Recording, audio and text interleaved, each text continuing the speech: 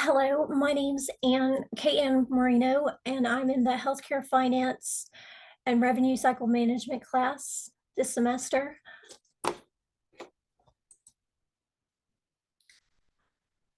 I was late to sign up for the reading assignment, so I was left with only two choices, but I didn't mind a bit, however, because I would have chosen this topic if it had been the first to choose.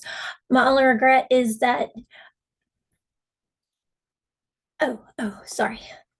If I had been the first to choose, it's a vital subject, and I hear many of the terms used by executives in my office. It was a great pleasure to make the connections between the two, and I eagerly anticipate using many of these terms when I have my annual sit down with my manager. My only regret is that I didn't have more time to prepare this and give it the emphasis that it was rightly due, it being the second week and all, but it's the foundation of many of the competencies HEMA intends for us to master. I was able to download the book through the company library, the university library, and intend to dive deeper into it. It's truly groundbreaking, but at the same time, it's timeless. It's as relevant today as it was in 2009. The introduction asks, should managers read this book? And I say using this methodology would only serve as a boost for managers. It requires a certain mindset, but it is a way to reframe choices and deter bias. Henry Mintzberg said, no job is more vital than that of a manager. They determine whether institutions serve us well or squander our talents and resources. Each of these competencies are rooted in evidence-based management.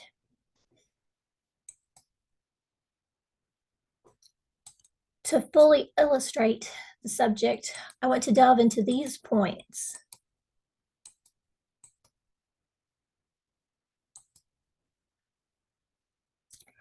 It says the authors say the difference is that evidence-based practice is carried out by managers rather than clinicians, lawyers, and policymakers. But I think that was an editing error because the latter are the ones with the practices.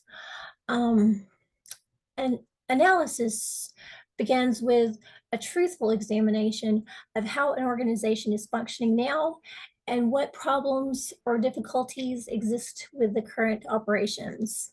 Like it says, you can't solve a problem you're not willing to have. You should be asking questions such as, what are the current hours of operations?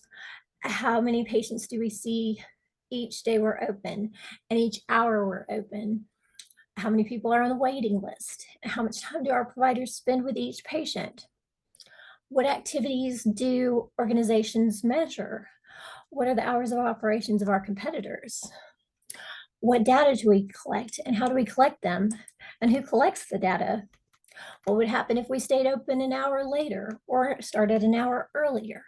Or if we opened during the evening or on a Saturday or closed half a day on another day? What is the cost of data analysis? And what are the barriers of intervention of a proposed implementation?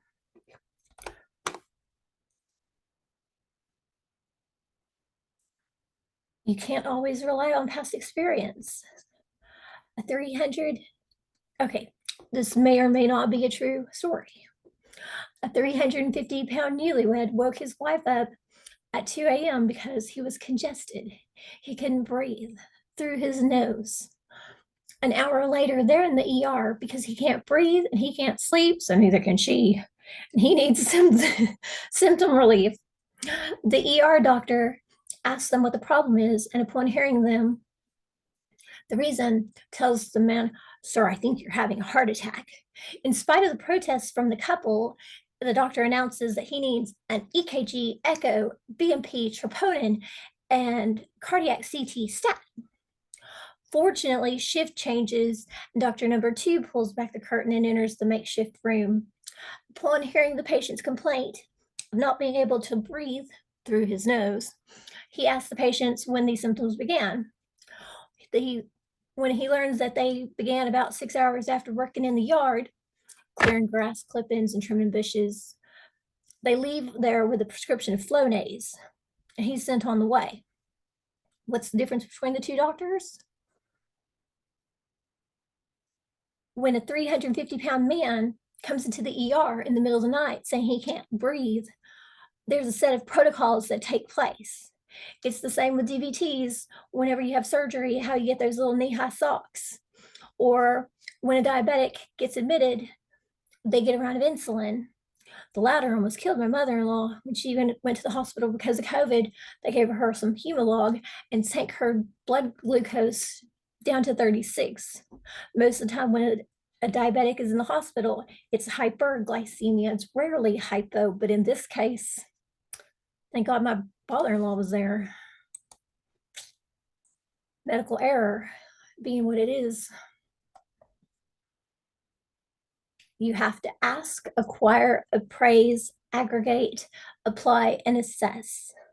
Scientific evidence is the findings of published science research. Organizational evidence is data, facts, figures gathered from the organization. Experiential evidence is the professional experience and judgment of practitioners. And stakeholder evidence is the values and concerns of people who may be affected by the decision. Why do we clinically appraise evidence? Because evidence itself can be misleading. The heart rate and pulse ox in the previous example would have been abnormal for either condition. The organizational evidence, sales, figures, error rates, cash flows, you have to ask, how are these figures calculated? Are they accurate? Are they reliable? For studies or other scientific evidence, we should ask about how the study was designed, how was the data collected, how was the outcome measured, to what extent are alternative explanations for the outcome possible.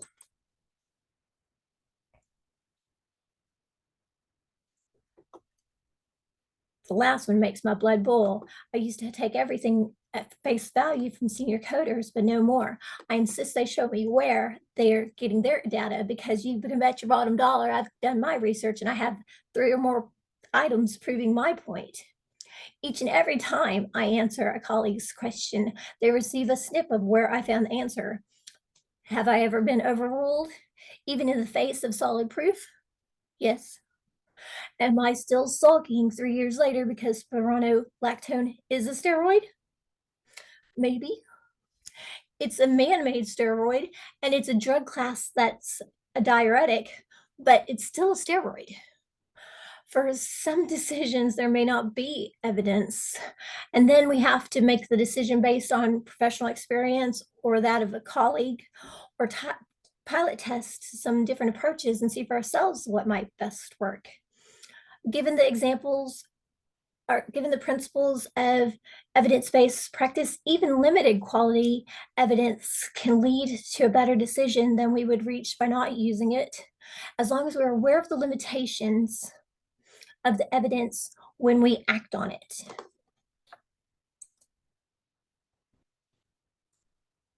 Misconception number 1, no, personal expert experience is one of the 4 sources. Misconception number 2, no, it's about finding the best answer from multiple sources. Often the basic principles can be understood without dreaded math. Number 3, no, the intent is to be proactive and have the foresight to be armed with this data that you have gathered in advance. Number 4, no, they may be different, but at the root of the problem, often you'll find patterns that are universal. Peter Drucker said, most management issues are repetitions of familiar problems cloaked in the guise of uniqueness. When I was in accounts receivable, I used to say that it felt like I was reliving the same year over and over again. Same wrong contracts, same wrong cloud routing errors, same denial reasons. And last of all, no, evidence without context is meaningless. Sometimes it leads you to more questions and uncertainty. You have to be mindful of the process. There are times to collaborate over the evidence, others when you want to converge and test solutions.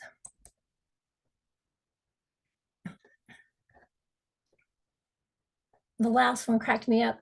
After all this week, we're on the heels of CMS issuing the final rule for Medicare Advantage organizations.